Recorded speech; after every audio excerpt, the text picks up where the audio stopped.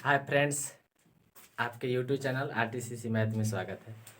Friends, आपको पता है कि अब जो वीडियो बनाया जा रहा है यानी जो आपको वीडियो मिल रहा है वो ओनली फॉर ग्रुप डी के प्रीवियस ईयर्स में जो प्रैक्टिस सेट दिया हुआ है यानी प्रीवियस ईयर्स में जो पूछा गया है वही सवाल जो मैथ है वो आपको बताया जा रहा है सेट बाय सेट। और पिछला जो यानी कल का जो वीडियो मिला है उसमें भी बताया गया वही सेट ही, ठीक है। और 2018 में जो पूछा था वही क्वेश्चन बताया गया है और आप देख लीजिएगा वो क्वेश्चन है जो पिछला वीडियो में बनाया गया है वो 17/9/2018 का ही है जो अभी वही सेट चल रहा है, ठीक है। तो आप इसी तरह एकदम चकाचक बने रहिए और मैं यही कहूँगा कि मैथ और रीजनिंग सब चीज़ मिलेंगे आपको। और दूसरी बातें ये भी है कि आप चैनल पे अगर नए हैं या पुराने हैं सब्सक्राइब कर दीजिए खुशी खुशी से और दूसरे को भी बताइए कि उनको भी दीजिए जानकारी कि प्रैक्टिस सेट कराया जा रहा है और आप भी साथ में प्रैक्टिस सेट करें, ठीक है। तो बिना समय वेस्ट किए हुए चलते हैं वीडियो के पास। ये देखिए आपके सामने स्क्रीन पर, चलिए हम बिना समय के जो है अपना काम करते हैं। अब है 25,000 रुपये का, 25,000 रुपये यहाँ लिखा हुआ है, ध्यान से देखिएगा, का निवेश कर एक चाय की दुकान खोलता है। अभय जो है 25,000 रुपये का निवेश करता है और एक चाय की दुकान खोलता है, ठीक है। चाय की दुकान खोलता है, वह राशि 30% दुकान की फिनिशिंग में लगा देता है, यानी कि दुकान की फिनिशिंग करता है। दुकान की फिनिशिंग में 30% लगा देता है और 20% दुकान के लिए अन्य आवश्यक सामग्री खरीदने में करता है, यानी कि 20% और खरीदने में करता है, ठीक है। 20% सामान खरीदने में,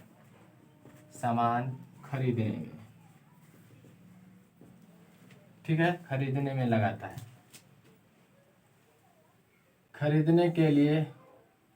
खरीदने मतलब अपनी इतना करता है, अपनी दुकान के लिए बाकी के सामान खरीदने के लिए उसके पास कितना रुपए बचे।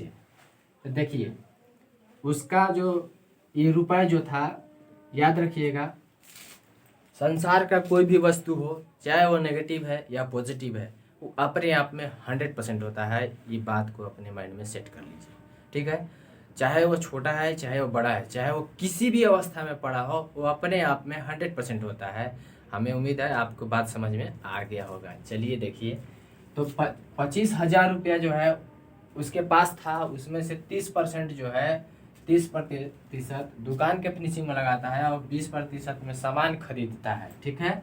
उसके बाद जो है बचा हुआ राशि आपसे पूछ रहा है। तो देखिए 25,000 रुपये था, ध्यान से समझिएगा मेरे बात को। 25,000 में क्या किया कि 30% और 20% खर्चा कर दिया था, वो कितना हुआ टोटल, तो 50%, यानी इसका 50% जो है रुपया ख़त्म कर दिया, यानी इसका आधा रुपया ख़त्म कर दिया, यानी कि 2 से हम डायरेक्ट भाग दे के बता दे रहे हैं। यानी कहने का मतलब है कि 12,500 रुपया जो है 12,500 रुपया उसके पास सिर्फ का है, बचा राशि है। हमें उम्मीद है आपको समझ में आया होगा, इसलिए मैं इस सवाल को डायरेक्ट आपके लिए सीधा शॉर्ट कर दिया।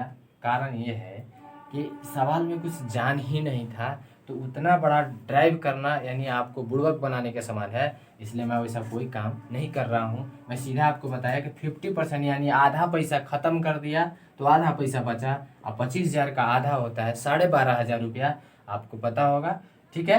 तो हमारा ये क्या हो जाता है, आंसर हो जाता है।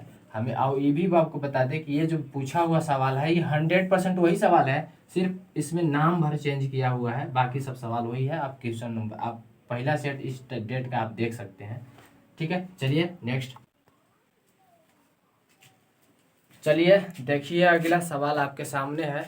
अब मज़े मज़े में देखिए, ठीक है, नींद मत मारिए, नींद मारने का समय नहीं है क्योंकि आपका प्रैक्टिस सेट चल रहा है ना, तो आप भी धड़ाधड़ इसी के पीछे लग जाइए, ठीक है। चलिए देखते हैं। एक पेन को 144 रुपये में बेचने पर अनुराग को, ध्यान से समझिए, एक पेन को 144 रुपये में बेचने पर अनुराग को क्रय मूल्य पर 1/7, ध्यान से समझिए मेरी बात को, 1/7 हानि हो जाती है। यदि पेन 189 रुपये में बेचा जाता है तो लाभ प्रतिशत का मान आपसे पूछ रहा है। यानी कहने का मतलब है कि अनुराग जो है 144 रुपये में जब पेन बेचता है तो 1/7 हानि हो जाता है। यानी कि क्रय मूल्य इसका 144 रुपया नहीं है, बल्कि इससे ज़्यादा होगा, तभी ना उसको कम में बेच रहा है तो हानि हो रहा है। तो देखिए क्या करेंगे हम, ऐसे सवाल को सीधा सीधा एकदम दिमाग में लगा लीजिए। 1/7 हानि हो रहा है, यानी कहने का मतलब है कि अगर क्रय मूल्य, ध्यान दीजिए, क्रय मूल्य उसका कितना हो सकता है, ध्यान से सुनिए, तो क्रय मूल्य उसका 7 रुपया होगा। ठीक है, यहाँ के हिसाब से हम आपको बता रहे हैं कि अगर क्रय मूल्य उसका 7 रुपया होगा तो उसका विक्रय मूल्य कितना होना चाहिए, तो विक्रय मूल्य 6 रुपया होगा। बात समझ में आ क्या होगा?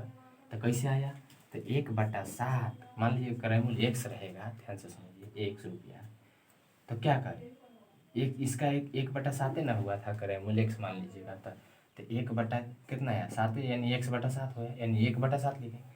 तो इस ये जो है ये क्रय मूल्य का था, लेकिन हानि जो हुआ था 144 रुपया, तो हानि कहने का मतलब है कि क्रय मूल्य 7 रुपया था तो 1/7 हो गया था। ठीक है, यानी कहने का मतलब है कि 6 रुपया और 7 रुपया के बात आ गया, यानी कि 6 उसका हानि हो गया, 7 उसका क्रय मूल्य हो गया। ठीक है, तो इतना के बराबर जो है, यानी 106 के यानी 6 के बराबर जो दिया हुआ है वो 144 रुपया हानि के बराबर दिया हुआ है। यानी कि 7 रुपया था, लेकिन उसको 6 रुपये में बेचने से उसका 1/7 हानि हो गया था। तो ये बराबर हो गया 144। समझिएगा, इसको काटिएगा तो ये कट जाएगा 24 बार में। तो हमारा ये विक्रय मूल्य यानी 1 यूनिट के बराबर निकला। तो हमें 7 यूनिट यानी कि विक्रय मूल्य का अनुपात 7 दिया हुआ है, तो 7 से हम उसमें गुना कर देंगे। तो इसमें 7 से जब हम गुना कर देंगे तो आ जाएगा मेरा 7 चौका 28, 7 दूनी 14, 1 15 16, 168। यानी कि वास्तव में वास्तविक क्रय मूल्य 168 रुपया है, और कह रहा है कि यदि उसे इतना रुपया में बेचे, यानी 189 में बेचे, तो उसके लाभ प्रतिशत बताइए। तो आप जानते हैं कि लाभ प्रतिशत बराबर होता है क्रय मूल्य माइनस विक्रय मूल्य। यानी कहने का मतलब है कि हमको लाभ निकालना है, तो विक्रय मूल्य बीमू माइनस क्रय मूल्य इंटू 100 बटे क्रय मूल्य। ठीक है, वही काम करेंगे, 189 माइनस 168 इंटू 100 बटा 168। हमें उम्मीद है आपको समझ में, घटाइएगा तो 21 गुने 100 बटा 168, काट दीजिए 8 बार में, 4 से काटिएगा तो 2 बार में, 4 से काटिएगा तो 25 बार में, यानी कि 25/2 यानी 12.5% ही हमारा हुआ आंसर। हमें उम्मीद है आपको जरूर समझ में आया होगा। ठीक है, नेक्स्ट देखिए, चलिए देखिए, कॉस स्क्वायर थीटा प्लस 1/कोसेक स्क्वायर थीटा, ठीक है, ब्रैकेट में बंद है, प्लस 17 बराबर x है। तो एक्स स्क्वायर का मान आपसे पूछ रहा है। तो देखिए कैसे करते हैं, कॉस स्क्वायर है तो कॉस स्क्वायर लिख दीजिए, थीटा प्लस 1/सेक स्क्वायर थीटा बराबर का होता है, यानी 1/सेक स्क्वायर थीटा का, यानी कि इसका उल्टा जो होता है वो साइन स्क्वायर थीटा होता है, साइन स्क्वायर थीटा। समझ में आया होगा, प्लस 17 बराबर x कहा था। नेक्स्ट आगे देखिए, साइन स्क्वायर थीटा मतलब cos square theta plus sine square theta बराबर होता है 1 प्लस 17 बराबर x, ये हो जाएगा 18 बराबर x बराबर 18 आ गया। तो हमसे पूछ रहा था वैल्यू एक्स स्क्वायर बराबर का होगा, तो यहाँ लिखेंगे एक्स स्क्वायर बराबर, यानी 18 के स्क्वायर कह रहा है, यानी कि 324 हुआ हमारा राइट आंसर। यानी 18 के स्क्वायर कीजिएगा ना, 18 गुने 18 तो आ जाएगा 324। ठीक है, चलिए नेक्स्ट, चलिए देखिए आपके सामने फिर सवाल है। अब याद रखिएगा, लसामसा के जो भी चैप्टर है उसे एक क्वेश्चन आना एकदम तय है 100%। तो एकदम मन जो है ना एकदम लहलहा के एकदम पढ़िए, देखिए आएगा कैसे। देखिए लिखा हुआ है 2/3, 8/9, 10/27 और 32/81 का आपसे मसा पूछ रहा है, तो मसा जानते हैं किसको कहते हैं? जिसका छोटा नंबर आता हो, जो छोटा हो जाता है। और लसा जानते हैं क्या कहते हैं? बड़का, यानी बड़का नंबर आता है। देखिए कैसे आता है। जब मसा का है ना, मसा, तो क्या पूछ रहा है? मसा। तो मसा पूछेगा तो उपिरला के मसा, यानी कहेंगे कि HCF पूछेगा ना, इसको मसा बोलते हैं। तो इसको HCF पूछेगा ना, तो कहते हैं HCF बटा LCM होता है, समझे? HCF बटा LCM होता है, ठीक है। तो देखिए क्या करेंगे, HCF बटा LCM, यानी HCF पूछ रहा है तो HCF बटा LCM, यानी कि ऊपर लेके हम HCF निकालेंगे। तो HCF निकालिएगा ना, तो 2 से एकड़ों में भाग लग जा रहा है, 2 से फिर एकड़ों में भाग लग जा रहा है, यानी सब में 2 कॉमन है, तो हमारा ऊपरला का हो जाएगा 2, समझ गए? फिर नीचे देखिए, देखिए तो 3 से इसमें भी लग रहा है, इसमें भी लग रहा है, इसमें भी लग रहा है, लेकिन हमको निकालना है LCM। तो LCM पता है ना, LCM बड़का होता है, यानी कि बड़का आंसर होगा। तो LCM में देखिए 3 से ये भी कट जाएगा, 9 से ये भी कट जाएगा, 27 से ही कट जा रहा है, यानी कि सबसे बड़का जो रहता है ना, अगर एक दूसरे का सबका मल्टीपल, तो जो सबसे बड़का रहता है वही आंसर होता है। तो यहाँ हो जाएगा 81, ये हमारा हो गया राइट आंसर। हमें उम्मीद है आपको जरूर समझ में आया होगा। नेक्स्ट जो है, यदि संख्या x 44 6 1 इतना दिया हुआ है, तो 11 से विभाज्य है, तो x का मान आपसे पूछ रहा है। तो x के जगह पे कौन सी ऑप्शन में जो दिया हुआ संख्या है उसको रखें जो 11 से विभाजित होगा। तो एक काम करते हैं, देखिए 3 से रखिएगा, यहाँ 3 यहाँ रखिएगा तो 34 हुआ, 11 तिया 33, 1 और 4 14, फिर 14 हुआ यहाँ पे, ठीक है, 1 उतर गया, यानी कि 3 यहाँ रखे तो 34 हुआ, तो 11 तिया 33, तो 1 बचा, 1 और 4 14, तो फिर 11 से भाग देंगे, तो फिर 3 और 6 36, ठीक है, फिर 11 तिया 33, तो 3 और 1 31 ना हो गया, तो ये नहीं लगेगा, ठीक है। उसी तरह इसको कीजिएगा, फिर उसी तरह इसको कीजिएगा, उसके बाद फिर 5 रखिएगा, यानी कि 5 रख दीजिए, लास्ट में बता दे रहे हैं क्योंकि आपका आंसर यही होगा। देखिए कैसे, 11 से भाग दीजिएगा, 11 चौक 44, तो 10 बचेगा, और 4 14, 10 और ये 4 हो जाएगा, तो 104 हो जाएगा, ठीक है। उसके बाद 11 9 99, तो 5 और 5 55 बचेगा, 5 बचेगा, यानी ठीक समझे, 55 बचेगा, यानी कि 11 9 99, यानी कि 5 बचेगा, और ये वाला 6 उतार दीजिए, तो 6 56 हो जाएगा, 11 पचे 55 उतारेंगे, फिर 1 हो जाएगा, फिर 1, 11 में कट गया, समझ गए? तो मेरा राइट आंसर हो गया डी, यानी कि 5।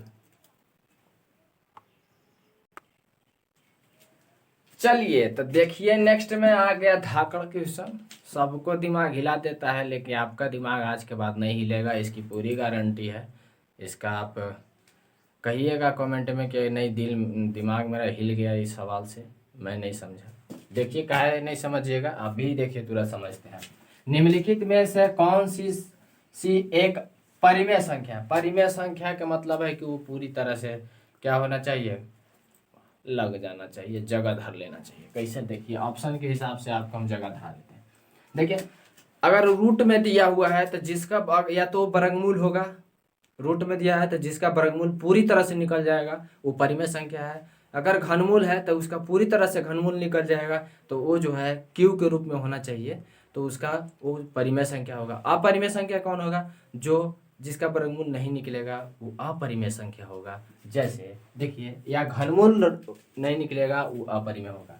जैसे देखिए रूट, यहाँ देखिए 2 के घन के रूप में दिया हुआ है, तो इसका जो है वर्गमूल नहीं निकलेगा, 2 का कोई वर्गमूल नहीं होता है, ठीक है। मतलब वर्गमूल नहीं निकलेगा या ना घनमूल नहीं निकलेगा, यानी कि कहने का मतलब यहाँ सिर्फ घनमूल सब ऑप्शन में दिया है, तो घनमूल इसका नहीं निकलेगा, तो अपरिमेय होगा, अपरिमेय। यहाँ क्या होगा, 8 है, तो देखिए 8 है ना, तो इसको आप 2 से काटिए, 2 से काटिएगा तो कितना बार में 4 होगा, फिर 2 से काटिएगा तो कितना बार में 2 बार में, फिर 2 से काटिएगा तो कितना होगा 1, यानी 1 2 3, यानी कि जोड़ा बना, यानी कि घन क्यू है, का है घनमूल वाला घन क्यू है। तो ये इसका जो कहने का हम मतलब हुआ ये कि इसका घनमूल निकल रहा है, यानी ये क्या है, परिमेय संख्या है, परिमेय संख्या है। और देखिए 4 का कोई घनमूल नहीं निकल सकता है, तो इसलिए ये अपरिमेय होगा, अपरिमेय होगा। 12 का कोई घनमूल नहीं निकलेगा, इसलिए क्या होगा, अपरिमेय होगा। यानी हमने आपको बताया कि जिसका वर्गमूल निकलेगा परिमेय संख्या है, जिसका घनमूल निकलेगा परिमेय संख्या है, जिसका नहीं निकलेगा अपरिमेय है, ठीक है। नेक्स्ट, 213 के पावर 6 दिया हुआ है, यानी कहने का मतलब हम 4 से डिवाइड करते हैं, आप भी जानते हैं 4 से करेंगे तो यहाँ 2 अधिक हो जाएगा, यानी कि 2 शेष फल बच जाएगा। तो 113 के पावर 2 यानी कि 3 को 2 बार गुना करना है, 3 इंटू 3 बराबर 9 हुआ मेरा राइट आंसर। हमें उम्मीद है आपको समझ में आ गया होगा। अब आपका इस सवाल का उत्तर था √38। तो चलिए इस वीडियो में इतना ही। मैं यही कहूँगा कि शेयर, कमेंट और सब्सक्राइब करने में कोई कसर न छोड़े। Thank you.